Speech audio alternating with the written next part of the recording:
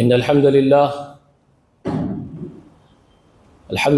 نحمده ونستعينه ونستغفره ونؤمن به ونتوكل عليه ونعوذ بالله من شرور أنفسنا ومن سيئات أعمالنا من يهده الله فلا مضل له ومن يضلله فلا هادي له وأشهد أن لا إله إلا الله وحده لا شريك له وأشهد أن محمدا عبده ورسوله أرسله بالحق بشيرا ونذيرا وداعيا إلى الله بإذنه وسراجا منيرا أما بعد فإن خير الحديث كتاب الله وخير الهدي هدي محمد صلى الله عليه وآله وسلم وشر الأمور محدثاتها كل محدثة بدعة وكل بدعة ضلال وكل ضلالة في النار فأعوذ بالله السميع العليم من الشيطان الرجيم وما أمروا إلا ليعبدوا الله مخلصين له الدين حنفاء ويقيموا الصلاة ويؤتوا الزكاة وذلك دين القيمة وقال الله حي لا يموت ومن أحسن دين ممن أسلم وجهه لله وهو محسن واتبع ملة إبراهيم حنيفا واتخذ الله إبراهيم خليلا. تمام تعریفیں حمد و ثنا بڑائی و بزرگی اللہ وحدہ لا شریک کے لیے لائق و زیبہ ہے. درود و سلام ہو تمام انبیاء و تمام مرسلین پر اور خصوصاً اللہ کی انگینت رحمتیں وہ برکتیں نازل ہو نبی آخر الزمان سید المرسلین ورحمۃ للعالمین وخاتم النبیین محمد الامین صلی اللہ علیہ وآلہ وسلم پر. سلام ہو آپ کے اہل بیت پر، سلام ہو آپ کے تمام اصحاب پر، اور سلام ہو آنے والے تمام قیامت کے دن تک جو آپ کی ملت ہے، جو آپ کی اتباع کر رہی ہے، ان سب کا. صالحین پر سلام ہو. معزز سامعین و سامعات،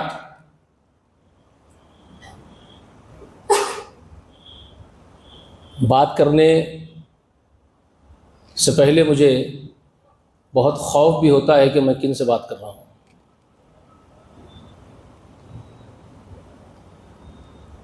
کیا سناتا ہے مجھے ترک و عرب کی داستان، مجھ سے کچھ بھی پنہا نہیں اسلامیوں کے سوز و ساز. لے گئے تسلیس کے فرزند میراث خلیل، خشت بنیاد بن گئی کلیسا خاک حجاز.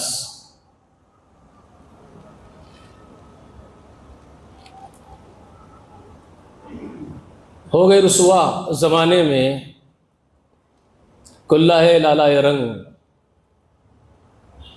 جو سراپا ناز تھے آج ہے مجبور نیاز.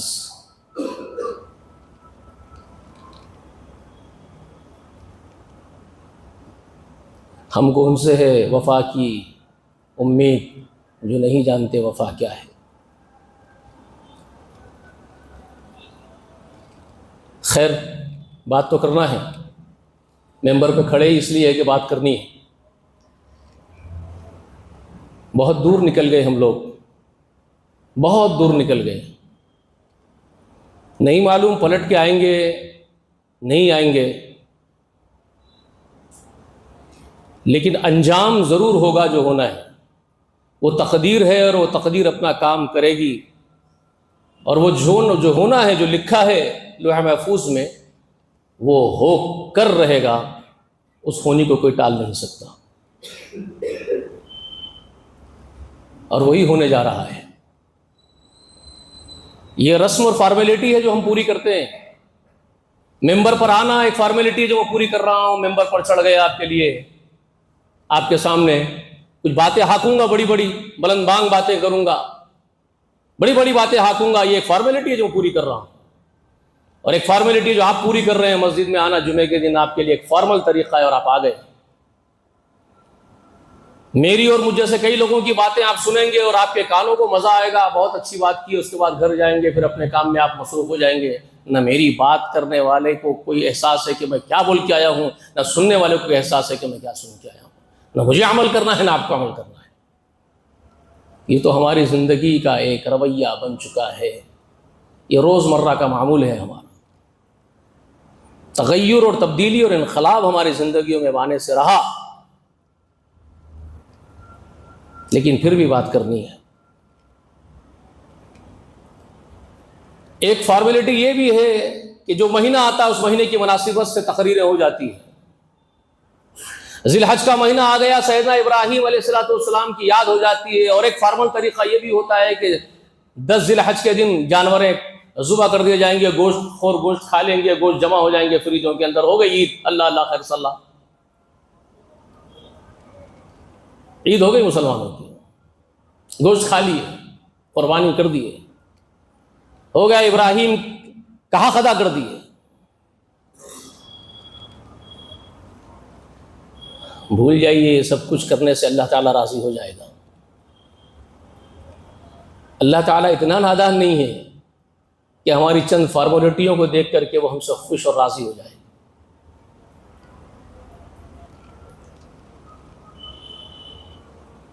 وہ اللہ ہے جس نے کائنات کو اپنے حکم کن سے پیدا کیا ہے، اور وہ اللہ ہے جو حکم کن سے مٹا دے گا ایک دن. اسی نے تقدیر لکھی ہے، اور اس کی بنائی ہوئی زمین نے، زمین کی اپنی پشت پر اس نے بہت سارے اللہ والوں کو دیکھا اور جھیلا ہے، اور اپنے پیٹ میں سمائے رکھی ہے زمین بہت سارے اللہ والوں کو. اور وہ یہ جانتی ہے اور وہ یہ دیکھ رہی ہے کہ اس کی پشت پر اس وقت جو ہم چل رہے ہیں کتنے وفادار اور کتنے غدار ہیں، وہ یہ زمین بھی جانتی ہے. یومئذ تحدث اخبارها بان ربک وحالها، اس دن وہ اپنے رب کے سامنے ہمارے بارے میں بھی گواہیاں دیں گی، کتنے پانی میں تھے یہ میری پیٹھ پر. کیونکہ رب اس کو حکم دے گا کہ تیرے پیٹھ پر کیا کیا گیا ہے اس کو بیان کر دے، وہ بیان کرے گی. تو ہم اپنا جائزہ لینے کے لیے خود ہی کافی ہے. نہ مجھے زیادہ بک بک کرنے کی ضرورت ہے، نہ آپ کو بہت کچھ مجھ سے سننے کی ضرورت ہے. ہمارا جائزہ لینے ہم خود ہی کافی ہیں.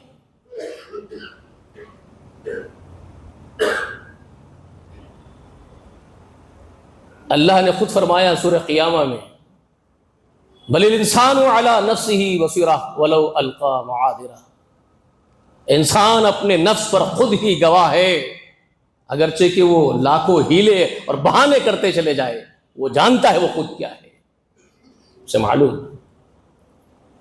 میں اور آپ ہم کافی، ہمارے ضمیر کافی ہے ہم کو جھنجھوڑنے کے لیے. نفس لوامہ جو اللہ نے خود فٹ کر کے رکھا ہے ہمارے اندر، وہ جھنجھوڑتا ہے. لیکن یہ اور بات ہے کہ ہم اپنے نفس لوامہ کو بھی دباتے ہیں، ہم اس کو بھی کچلتے ہیں، اپنے ہی ضمیر کو مار کے زندہ رہتے ہیں. یہ عجیب بات ہے ہماری. تو خیر، جب یہ مہینہ آیا، مہینے کی مناسبت سے باتیں ابراہیم کی ہو رہی ہے، اور ابراہیم کی طرف اپنے آپ کو منسوب کیا جا رہا ہے، ان کی سنتوں کے مطابق حج کیے جا رہے ہیں، عمرے کیے جا رہے ہیں، قربانیاں کی جا رہی ہیں، سعی کی جا رہی ہے اس گھرانے کی سنت کو زندہ کرنے کے لیے، صفا مروہ پر دوڑ لگائی جا رہی ہے. یہ سب کرتے کرتے کبھی اپنے آپ سے بھی ملاقات کر لیجئے کہ یہ کیا ہم کر رہے ہیں، ڈھونگ تو نہیں ہے؟ جو ہم یہ کر رہے ہیں کہ یہ ڈھونگ تو نہیں کر رہے ہیں؟ حج کر کے آنے کے بعد ہماری خواہش یہ ہے کہ ہمارے گھر کے سامنے کے نیم پلیٹ کے اوپر الحاج فلاں فلاں فلاں لکھ دیا جائے. مر گئے تو اخباروں میں الحاج فلاں صاحب کا انتقال لکھ دیا جائے. یہ جو ہماری خواہشیں ہیں، ساتھ الحاج لکھ کر کے بڑا فخر اور کالر اونچی کر لے کہ میں حاجی ہوں.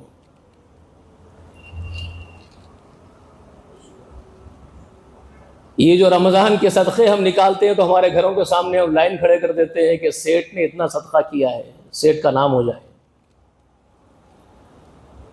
اور ہم سمجھتے ہیں کہ ہم ابراہیم علیہ السلام کے قریب ہو گئے. وہ ابراہیم کیا تھا؟ ابراہیم کون تھا؟ ابراہیم کبھی ہم نے ابراہیم کو ٹٹولا ہے؟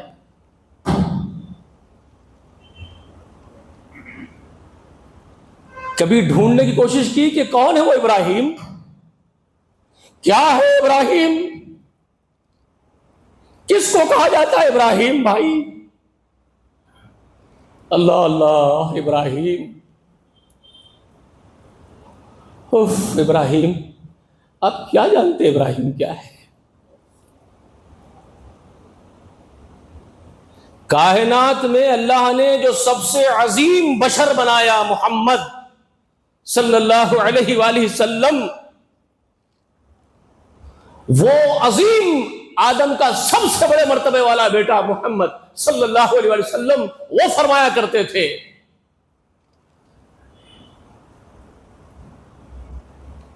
میرے باپ میرے ابا ابراہیم، بڑے ناز اور فخر سے کہتے تھے اور ان پر ناز کرتے تھے کہ میرے باپ ابراہیم ہے، مجھے اس کا فخر ہے، میرے ابا ابراہیم۔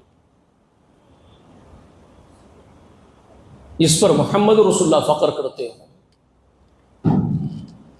اور جانتے ہیں محمد رسول اللہ صلی اللہ علیہ وسلم کی عظمت کی جب آیتیں نازل ہوئی سورہ احزاب میں، اللہ نے مسلمانوں کو حکم دیا اور خبر دی، خبر اس بات کی دی کہ ان اللہ والملائکہ، اللہ خود اس کے ملائکہ یصلون علی النبی، اللہ کے نبی پر سلام بھیجتے ہیں، یا ایھا الذین آمنوا صلوا علیہ وسلموا تسلیما، ایمان والوں اس پر سلام بھیجو، اس پر درود بھیجو، حکم آیا۔ صحابہ اکرام آ کے سوال پوچھتے ہیں، آقا یہ سلام تو آپ نے ہم کو نماز میں سکھا دیا، السلام علیک ایھا النبی، ہم سلام میں تحیات قاعدے میں بیٹھتے ہیں، تشہد میں بیٹھتے ہیں، آپ پر سلام پڑھتے ہیں، آپ نے سکھایا سلام آپ پہ کس طرح ہم کو بھیجنا ہے، بخاری شریف میں یہ روایت موجود ہے۔ تو صحابہ پوچھتے ہیں، آقا سلام تو آپ نے سکھا دیا، لیکن اب یہ صلو علیہ کا جو حکم آسمان سے اترا ہے، صلو علیہ، اس پر دعا بھی بھیجو، اس کے اوپر صلاۃ بھی بھیجو، تو آپ پر صلاۃ کس طرح بھیجا جائے، یہ بھی تعلیم فرما دیجئے۔ تو کچھ دیر سکوت کرنے کے بعد، کچھ دیر ٹھہرے رسول اللہ، سکوت اختیار فرماتے ہیں اور اس کے بعد کہتے ہیں، تم لوگ کہو اپنے اسی تشہد میں، جب سلام مجھ پر بھیج چکو، اپنا تشہد پورا دعا پوری تحیات کی دعا پوری کر چکو، تو پھر تم یہ بولو، اللہم صلی علی محمد وعلی آل محمد کما صلیت علی ابراہیم وعلی آل ابراہیم۔ تو تم لوگ اس طرح بولنا کہ اے اللہ تو ہمارے نبی محمد رسول اللہ پر ویسے ہی صلاۃ بھیج، ان کی اولاد پر ویسے ہی رحمتیں اتار جیسی رحمتیں تو نے ابراہیم ان کی اولاد پر نازل کی، ہمارے نبی محمد پر ان کی اولاد پر وہی برکتیں نازل کر، اے پروردگار جیسی برکتیں تو نے ابراہیم ان کی اولاد پر نازل کی۔ تو خواہش محمد رسول اللہ کی بھی یہ ہے کہ اللہ نے جو انعامات ابراہیم کو عطا کیے وہ میری جھولی میں اللہ تو ڈال دے، یعنی ابراہیم کی انعامات اور اکرامات کا رشک ہے، محمد رسول اللہ کو بھی اس پر رشک ہے اور اس کی خواہش ہے کہ جو انعامات ابراہیم کو ملے اللہ مجھے بھی عطا ہو تیرے در سے۔ تو یہاں سے معلوم ہوتا ہے کہ ابراہیم کا کیا مقام و مرتبہ اور کیا اللہ کا کرم اس پر ہوا ہے اس زمین کی پشت پر۔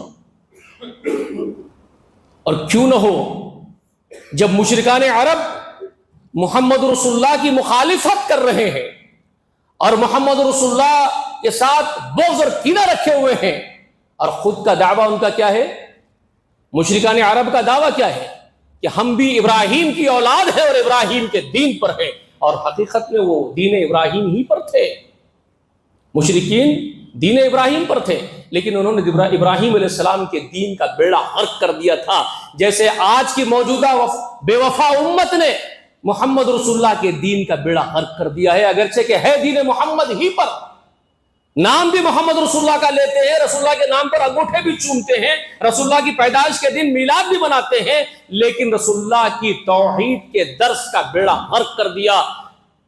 جس طرح عقید محمد کا بیڑا غرق اس امت نے کیا ہے، اسی طرح اس وقت کے مشرکین بھی ابراہیم علیہ السلام کے عقیدے کا بیڑا غرق کر چکے تھے ابراہیم کے دین پر، اور محبت بھی ابراہیم سے تھی ان کو۔ تو اللہ نے ان ظالموں کو اس بات کی خبر دی، رسول اللہ کی تائید کرتے ہوئے، رسول اللہ کا ڈیفنس کرتے ہوئے اللہ تعالیٰ آیت نازل کرتا ہے قرآن مقدس میں اور ارشاد فرماتا ہے وَمَنْ أَحْسَنُ دِينًا مِمَّنْ أَسْلَمَ وَجْهَهُ وَهُوَ مُحْسِنٌ، اس سے بہترین دیندار، ارے وہ نادانوں، ابو جہل، ابو لہب، مغیرہ کے بیٹے ولید، اے خطاب تم مخالفت تو کر رہے ہو محمد کی، مگر تم کو معلوم ہونا چاہیے تم جانتے ہو دین کیا ہے اور ابراہیم کیسے تھے. اللہ نے اس بات کی خبر دیتے ہوئے فرمایا قرآن مجید میں وَمَنْ أَحْسَنُ دِينًا مِّمَّنْ أَسْلَمَ وَجْهَهُ لِلَّهِ وَهُوَ مُحْسِنٌ وَاتَّبَعَ مِلَّةَ إِبْرَاهِيمَ حَنِيفًا. تمہارے سامنے جو محمد کھڑے ہوئے ہیں اس وقت، جو دعوت تم کو دے رہے ہیں، تم کو معلوم ہے کہ اس سے بہتر دیندار کوئی دوسرا نہیں تمہارے پورے عرب میں، جس نے اپنے چہرے کو، اپنے وجود کو اس اللہ کی طرف متوجہ کر لیا ہے. اسلم وجہہ للہ، اللہ کے لیے اپنے چہرے کو مسلم فرمانبردار بنا کر کے اس نے اللہ کی طرف منسوب کر دیا ہے. وَهُوَ محسن، اور وہ تمہارے درمیان نیک ہے. تم اس کے بچپن سے اس کے نیکی کی گواہیاں دیتے آ رہے ہو. تم اس کو صادق کہتے ہو، امین کہتے ہو، امانتیں رکھواتے ہو، تم اس سے فیصلے کرواتے ہو، تم اس کے چہرے کا واسطہ دے کے اللہ سے بارشوں کی بھیک مانگتے ہو، تو ہم تم کو بارش بھی دیتے ہیں اسی کے چہرے کے طفیل.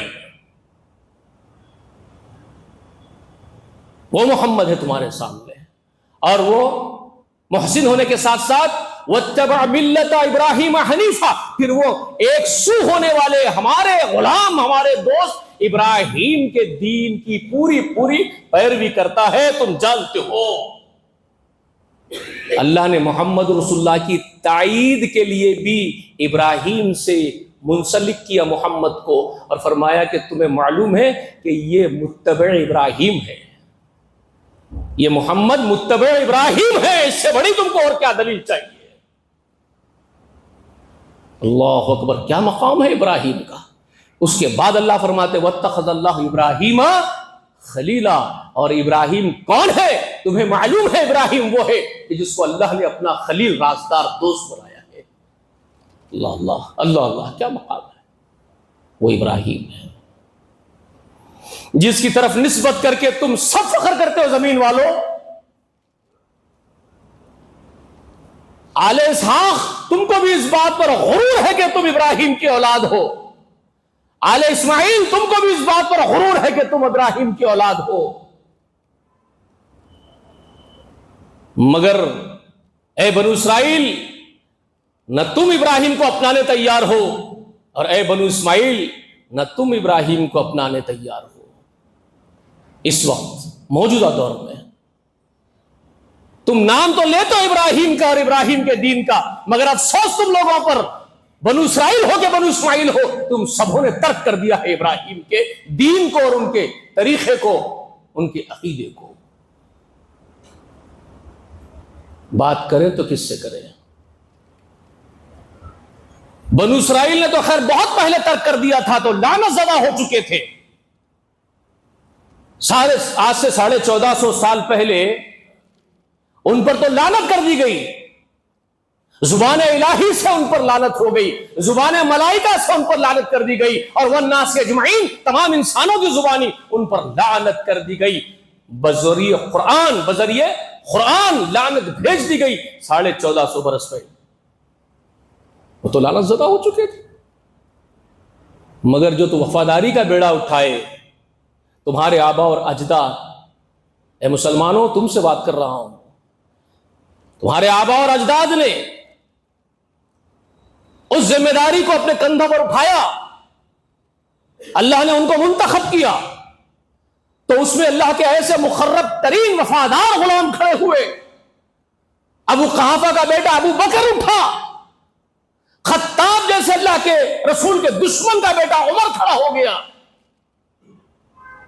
عبد المطلب کا بیٹا حمزہ ساتھ کھڑے ہو گیا رسول اللہ کے شانہ بشانہ، ابی طالب کا بیٹا علی کھڑے ہو گیا رسول اللہ کے ختم چلنے کے لیے.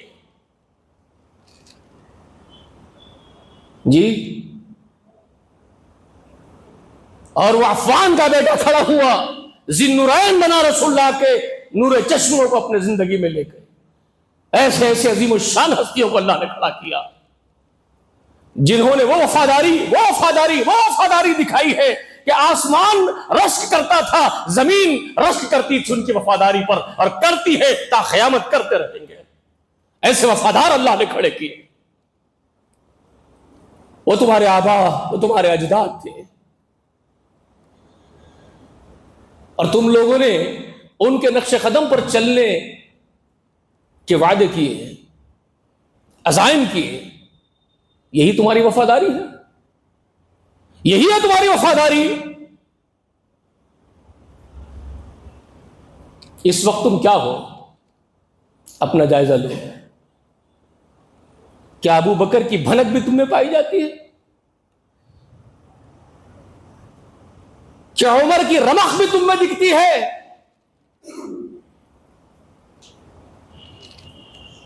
کہاں ہو تم؟ کہاں کھڑے ہو گئے؟ ڈھونڈو گے اگر ملک کو ملنے کے نہیں نایاب ہے ہم. حسرت و غم تعبیر ہو جس کی اے ہم نفسوں، وہ خواب ہے ہم. اب نظر نہیں آتے. وہ خواب کی باتیں ہو گئی، خواب خیالی کی باتیں ہو گئی. جی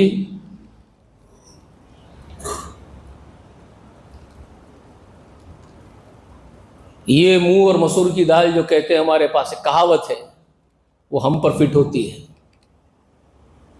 ہم اتنی بڑی بڑی باتیں کرتے ہیں. ہم قربانیاں کر رہے ہیں. کس کا جانور ذبح کر رہے ہیں؟ ہمارے باپ کی جاگیر ہے جو اللہ کی پیدا کردہ مخلوقوں کو ان کے گلے ذبح کر کر کے لٹا رہے ہو. کل قیامت کے دن ان جانوروں کا بھی حساب شاید ہوگا اس امت کے لوگوں سے.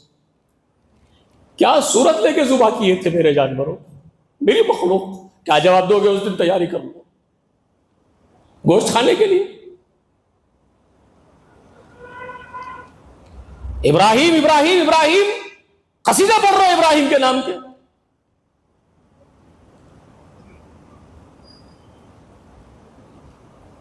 کیا کچھ نہیں ذبح؟ اس نے صرف جانور ذبح کیا تھا. کیا ابراہیم نے جانور کو ذبح کیا تھا؟ سب جانتے ہیں، مجھے بولنے کی ضرورت نہیں ہے. ہم تو ایسے لوگ ہیں صاحب جیسے وہ مجرمین ہوتے ہیں جو سب کچھ جانتے اور عمدن جرائم کرتے ہیں. ہم بھی اسی قسم کے مجرمین میں سے ہیں جو سب جانتے ہیں ہم پھر جرائم کرتے ہیں. ہم سب کو معلوم ہے ابراہیم نے جانور ذبح نہیں کیا تھا. جانور تو ذبح کروایا گیا اس کے ہاتھوں سے، خود اس کو بھی پتا نہیں تھا. ابراہیم تو کچھ اور ہی ذبح کر رہا تھا. ہم تو کبھی قیامت تک بھی نہ کر سکے وہ کام.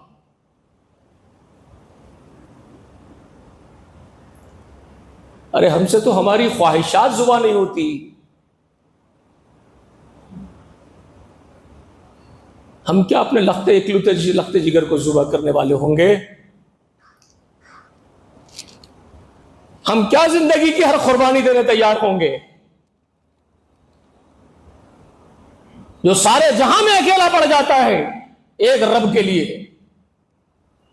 باپ سے پوچھتا ہے وَإِذْ قَالَ إِبْرَاهِيمُ لِأَبِيهِ آزَرَ أَتَعْبُدُونَ أَصْنَامًا إِنِّي أَرَاكَ وَقَوْمَكَ فِي ضَلَالٍ مُبِينٍ. کہتا ہے اپنے باپ سے میرے ابو کیا ہے یہ حرکت، کیا دیکھ رہا ہوں میں، یہ کیسا عقیدہ، یہ کیسا دین آپ کا ابو؟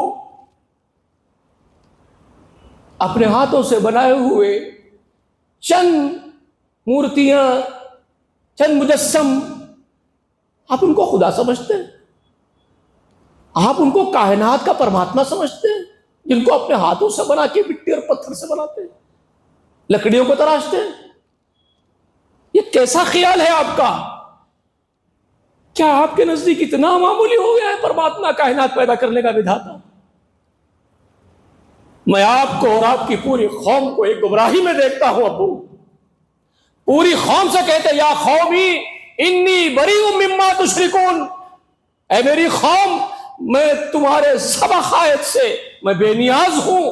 انی بریء مما تشرکون، جو تم اس کے ساتھ شریک ٹھہراتے ہو میں تمہارے شرکاؤں سے اور تمہارے دین سے اپنے آپ کو بے نیاز کرتا ہوں، بری ہوں میں. انی وجہت وجہی للذی فطر السماوات والارض حنیفا وما انا من المشرکین. میں یکسو ہوتا ہوں اس کائنات پیدا کرنے والے رب کے لیے. میں سب سے اپنے آپ کو کاٹ لیتا ہوں، میں اس کا ہو جاتا ہوں. انجام چاہے جو بھی کر دے آپ لوگ میرا، آپ لوگ کچھ بھی انجام کرے میرا، مجھے انجام کی خطان کوئی پرواہ نہیں. میں نے تم سب سے بیزارگی کا اظہار کر دیا ہے اور میں اس اکیلے کے ساتھ وابستہ ہو گیا، چاہے جو ہو جائے۔ میں نے اپنے چہرے کو اس کی طرف متوجہ کر دیا جس نے ساتوں آسمان و زمین پیدا کی، کائنات کا جو خلاق۔ معمولی بات نہیں۔ نتیجے میں کیا کیا ہو رہا ہے پھر اس کے ساتھ؟ آگ میں جلائے جا رہے ہیں، بستیوں سے نکالے جا رہے ہیں، پتھراؤ کیے جا رہے ہیں۔ سب گوارا ہے، سب گوارا ہے، سب گوارا ہے۔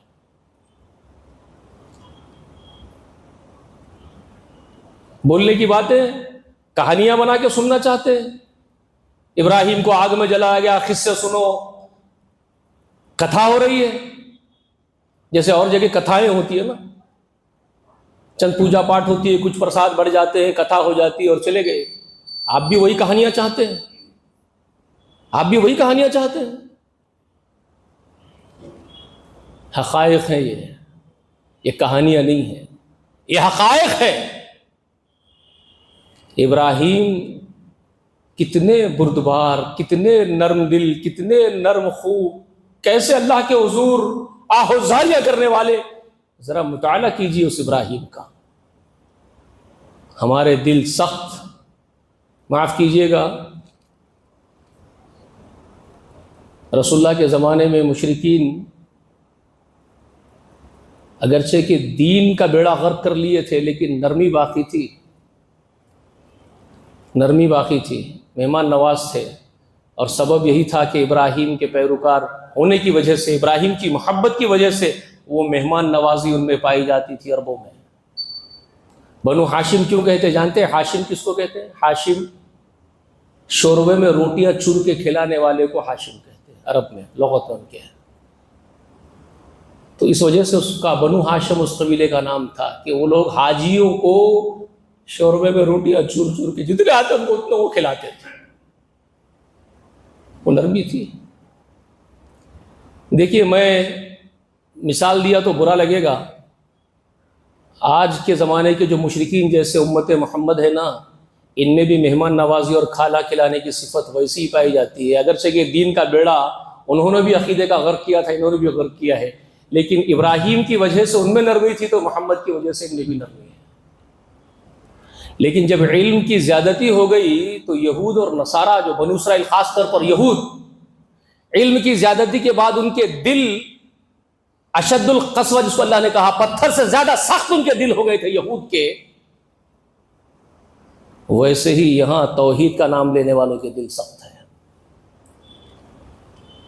ویسے ہی یہاں توحید، قرآن کی بات کرنے والوں کے دل ویسے ہی پتھر ہے جیسے یہود اس وقت ہو گئے تھے، اور یہ ہوگا کیونکہ محمد رسول اللہ نے کہا تھا کہ جو یہود و نصارہ جس طرح تھے، ہو چکے تھے، میری امت پر ایک وقت آئے گا تم بھی بالکل ہو بہو ان کے مشابہ ہو جاؤ گے۔ یہ بخاری شریف میں حدیث ہے۔ جیسے بالش بالش کے مشابہ ہوتی ہے، زرا زرا کے ہاتھ کے مطابق ہوتا ہے، مشابہت کرتا ہے، ویسے ہی جیسے ہاتھ ایک دوسرے کے ساتھ ہے، تم بھی ہو بہو یہود و نصارہ کی مشابہت کرو گے۔ اور یہاں تک فرمایا کہ اگر وہ کسی سوراخ سے ڈسے گئے تم بھی ڈسے جاؤ گے۔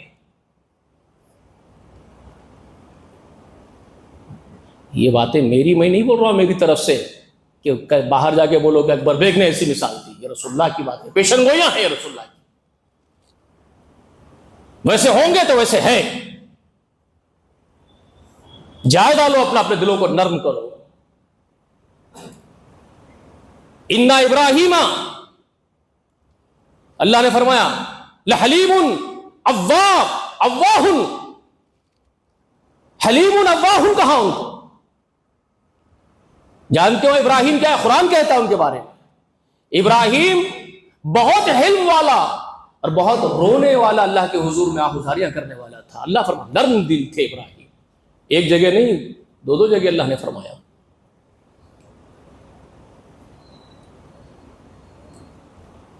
اپنے باپ آزر کے پاس سے جب نکلے، پتھرے مار کے مارنے کی دھمکی دیا، پتھرے مار رہا ہے باپ، گھر سے نکال دیا، تو نکلتے نکلتے بولے تھے ابا آپ مجھے مار رہے ہیں، توڑ رہے ہیں، ٹھیک ہے میں اپنے رب کی طرف چلے جاتا ہوں، نکل کر کے چھوڑ کر کے ساری قوم اور بستیوں کو، میں چلا جاتا ہوں اکیلا۔ اپنی بیوی ساتھ لیے نکل گئے، بھتیجا ساتھ لگ گیا، لوط تھے وہ نبی تھے، ساتھ لگا دیا، اللہ تعالیٰ لگ گئے۔ نکلتے نکلتے بول رہے ابو آپ کے لیے ضرور میرے رب سے دعا کروں گا کہ اللہ آپ کو سمجھ اور ہدایت دے دے. تو اللہ نے اس کا بھی ذکر کیا کہ ابراہیم اپنے باپ کے حق میں دعا کرتے رہا، روتا رہا میرے سامنے، اپنے باپ کے لیے دعا کرتا رہا. اور اس کا یہ دعا کرنا اس سبب سے تھا کہ اس نے اپنے باپ سے وعدہ کیا تھا کہ میں تمہارے لیے دعا کروں گا. لیکن جب میں نے اس پر یہ واضح کر دیا ابراہیم پر کہ میں نے اس کو اپنا دشمن بنا لیا، آزر کو، تیرے باپ کو، میں اس کو ہدایت دینے کا نہیں، میرا دشمن ہے، تب وہ اپنے باپ سے بے پرواہ ہو گیا. تب پھر وہ دعا کرنا چھوڑ دیے، کیونکہ اللہ نے ڈکلیئر کر دیا کہ اب میں اس کو ہدایت نہیں دینے کا، وہ دشمن ہے میرا. تب وہ بے پرواہ ہو گئے. تو اس واقعے کو سنا کے اللہ تعالیٰ فرماتے ہیں کہ ابراہیم بہت نرم رونے والا تھا، بہت حلم والا تھا، دل بہت نرم تھا اس کا، اس لیے اپنے باپ کے حق میں ہمیشہ دعا کرتا رہا. آپ بتاؤ آپ کے دل نرم ہے؟ لوط علیہ السلام کی قوم کو جب عذاب دینے کا فیصلہ اللہ نے کیا، فرشتوں کو بھیجا انسانی شکل میں. اللہ نے ان فرشتوں کو 2 کام دیے. ایک کام لوط کی قوم کو عذاب دینے کا، جو مین کام تھا ان کا، مین اصل ان کا پروجیکٹ ہی وہ دیا گیا تھا ان فرشتوں کو کہ جاؤ ان کو عذاب سے دوچار کر دو، ہلاک کر دو. تو اس کام کے لیے نکلے تھے. ساتھ ساتھ اللہ نے ایک کام اور ایڈیشنل ایڈ کر دیا تھا ان فرشتوں کو کہ ابراہیم کے پاس رک جانا جاتے جاتے، اور اس کو اسحاق پیدا ہونے کی بشارت دے کے جانا کہ سارا کو بیٹا ہوگا. تو فرشتے جاتے جاتے ابراہیم کے پاس ٹھہر گئے علیہ السلام کے گھر پہ، انسانی شکل میں آئے تھے، نوجوانوں کی شکل میں. تو خلیل الرحمان کی صفت ہی یہ تھی کہ بڑے مہمان نواز تھے، کبھی اکیلا نہیں کھانا کھاتے تھے. وہ جب تک کوئی کھانے والا ساتھ نہیں ملتا خود کھانا نہیں کھاتے تھے. پوری زندگی ایسی تھی ان کی، پوری زندگی ایک وقت کا کھانا بھی، ایک وقت کی روٹی بھی اکیلے نہیں کھاتے تھے، کسی نہ کسی مہمان کو شامل کرتے تھے اپنے کھانے میں. بہت سارے واقعات. تو نوجوانوں کو جب دیکھے مہمان بن کے آئے ہیں تو فوراً خوشی کے مارے اچھل پڑے کہ میرے گھر مہمان آئے. جلدی جلدی گئے اور ایک بچڑا جو ہے پکا کر کے لا کے پیش کر دیے. بھنا ہوا بچڑا، قرآن کہتا ہے بھنا ہوا ایک بچڑا لا کے پیش کر دیے. اب وہ تو تھے فرشتے، وہ کھاتے نہیں. تو جب وہ نہیں کھا رہے ہیں تو تشویش ہوئی، ان کو حیرت ہوئی اور پکڑ لی ان لوگوں کو. بولے تم لوگ کون ہیں؟ بولو مجھے تم پر شک ہو رہا ہے، تم لوگ کھانا کیوں نہیں کھا رہے ہو؟ تب فرشتوں نے کہا اصل بات یہ ہے کہ ہم ملائکہ ہیں، ہم کھانا کہاں کھاتے ہیں، ہم انسانی شکل میں آئے ہیں اور اس لیے جاتے جاتے آئے ہیں. ہم لوط کے پاس جا رہے ہیں، ان کی قوم کو عذاب دینے جا رہے ہیں، اور جاتے جاتے ہمیں کام سپرد کیا گیا ہے کہ آپ کو بشارت سنائیں کہ آپ کی وہ بڑی بیوی سارا کو بیٹا ہوگا، اسحاق. وہی قصہ ہے جو قرآن سناتا ہے آپ کو واقعہ. وہ شرما گئی کیونکہ وہ بنجوٹی تھی، عمر بھر کی بانجھ عورت تھی، بوڑھی ہو گئی تھی، بچہ نہیں ہو رہا تھا. اب ان کو شرم آ گئی اپنے اوپر، ایکسائٹمنٹ کی طرف سے وہ پوچھ رہی ہے مجھے کیسے بچہ ہوگا، میں تو بنجوٹی ہوں سدا کی اور میں بوڑھی ہو چکی ہوں. تب وہ فرشتوں نے کہا تیرے بانجھ ہونے سے اللہ کو کیا فرق پڑتا ہے؟ ارے عورت، تیرے بانجھ ہونے سے، تیری بوڑھی ہونے سے اللہ کو کیا فرق پڑتا ہے؟ وہ تو جو چاہ کر گزرتا ہے. تمہارے اسباب، تم محتاج ہو اسباب کے، وہ تو بے سبب کچھ بھی کرتا ہے. وہ تو بانجھ کو بھی بیٹا دینے پر قادر ہے. آپ بھی سمجھ لیجئے، ہمارے پاس جو باتیں ہم لوگ کرتے ہیں نا، کسی بیماری کے بارے میں کہہ دیتے یہ بیماری لا علاج ہے، وہی اب اس کا کوئی حل نہیں ہے. کوئی مصیبت آئی تو کہہ دیتے یہ مصیبت، یہ لا حل، اس کا کوئی حل نہیں ہے. ایسی باتیں کرنے سے غریز کرو، اللہ وہ ذات ہے جو کچھ بھی کرنے پر قادر ہے. آپ کا کام بھکاری کی طرح اس کے سجدے میں گر کے اس سے مانگو. اللہ اسباب ہمارے لیے ہے، تیرے لیے نہیں.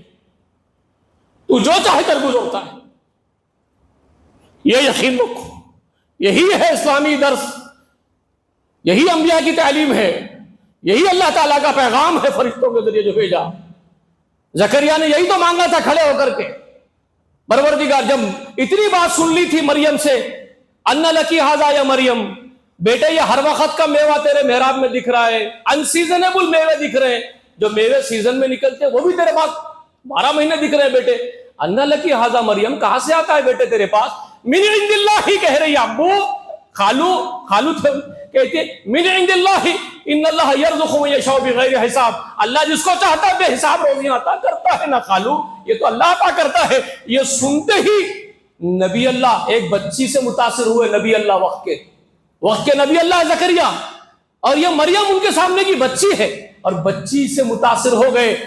کیا بات بولی ہے میری بچی، من عند اللہ ان اللہ یرزق من یشاء بغیر حساب، اللہ اللہ کیا بات بولی ہے مریم۔ فوراً جا کے محراب میں ہاتھ بن کے کھڑے ہو گئے، پروردگار میں بوڑھا، میری ہڈیاں بوسیدہ، میری بیوی بانج، لیکن اس سے تجھے کیا فرق پڑتا ہے مولا، اس سے تجھے کیا فرق پڑتا، تو قادر مطلق ہے، جو چاہے کر گزرنے والا ہے۔ مریم کو بے سیزن تو میوہ کھلا رہا ہے، میں بوڑھا اور میری بیوی بانج ہے تو کیا ہوا، ایک اولاد دے دے بولا، بشارت دے دی زکریا۔ ارے یہ یقین رکھو انبیاء کا یقین، اسباب کیا کرتے ہیں آپ کے۔ تو خیر میرے بولنے کا مطلب کچھ اور تھا، میں اور سمجھانا چاہ رہا تھا، بات درمیان میں آ گئی عقیدے کی تو رکھ دیا۔ لوط علیہ السلام کے پاس جانے والے بشارت دیے اور یہ بولے کہ ہم لوط کی قوم کو ہلاک کرنے جا رہے ہیں، تو اللہ تعالیٰ فرماتے کہ جھگڑنے لگا ہم سے ابراہیم، ہم سے حجت کرنے لگا، کس کے بارے میں؟ بدترین قوم، جو جنسی تعلقات قائم کر کے فخر کرنے والی قوم، لوط علیہ السلام کی قوم، معلوم ہے کہ ذلیل ترین قوم ہے، ان کے حق میں اللہ کہہ رہے کہ ہم سے حجت کر رہا ہے، ہمارے سامنے رو رہا ہے، گڑا رہا ہے، کہہ رہا ہے کہ معاف کر دے اللہ، معاف کر دے اس قوم کو اللہ، ہدایت دے دے اس قوم کو اللہ۔ یہ ابراہیم ہے، یہ ابراہیم ہے۔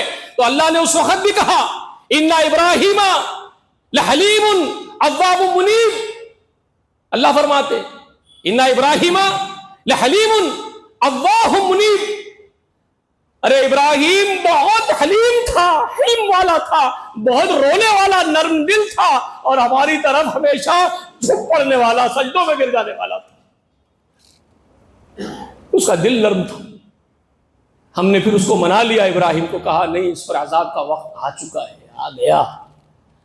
اپنا جائزہ لو، اپنے دلوں کا جائزہ لو، لوگوں کو جہنم کے فتوے لگانے والوں، جلد بازی کرنے والوں، فوراً کسی کو بھی بدعتی، مشرک، کافر، جہنمی بولنے میں غرض نہ کرنے والوں، تم کہاں ابراہیم کے قریب آ سکتے ہو؟ تمہارے دل تو اتنے پتھر، اپنے باپ کو فتویٰ لگا دے تم مشرک ہونے کا، تمہارا تو یہ حال ہے۔ خیر میں کس سے باتیں کر رہا ہوں مجھے نہیں معلوم، اب گھڑیوں میں وقت دیکھیں گے ہم لوگ اور مجھے کوسیں گے کہ 10 منٹ بڑھ کے لے لیا ہے، یہ پہلے کوسیں گے مجھے اور اٹھ کے آئیں گے نماز کے بعد مجھے جھنجھوڑیں گے، کیا طریقہ ہے آپ کا، یہ 10 منٹ بڑھ کے لے لیا ہمارے، بس یہی ہماری زندگی ہے۔ اللہ ہم سب کو اس بات کی ہدایت اور توفیق دے کہ ہم دین کو سمجھ لیں، ہمارا مزاج دین کے مطابق ہو جائیں۔ اللہ ہم کو جب تک زندہ رکھے، حقیقی اسلام پر زندہ رکھے، ایمان پر زندہ رکھے۔ وآخر دعوانا الحمد للہ رب العالمین۔